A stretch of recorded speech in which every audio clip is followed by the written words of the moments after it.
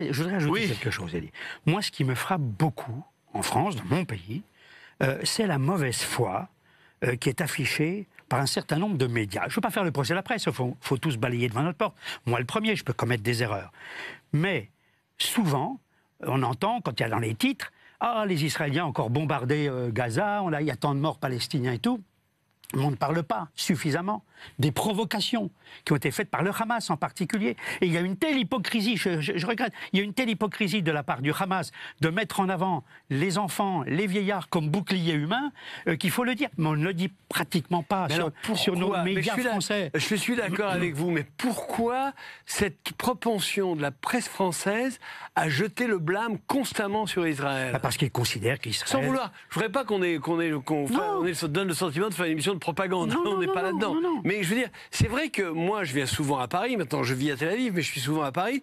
Quand je vois les titres de la presse française, on ne parle jamais des 1800 roquettes qui sont tombées sur Israël dans ces derniers mois, mais on parle malheureusement des morts qu'il y a eu du côté palestinien. Non, je crois que globalement, les Français, la presse française, le Quai d'Orsay, considèrent que la grande puissance, mais qui veut dire la grande démocratie israélienne, elle est trop forte par rapport entre guillemets, les pauvres Palestiniens de Gaza. Et puis, il y a une forme de culpabilité. L'homme qu'on déteste le plus, c'est celui vis-à-vis duquel on est endetté.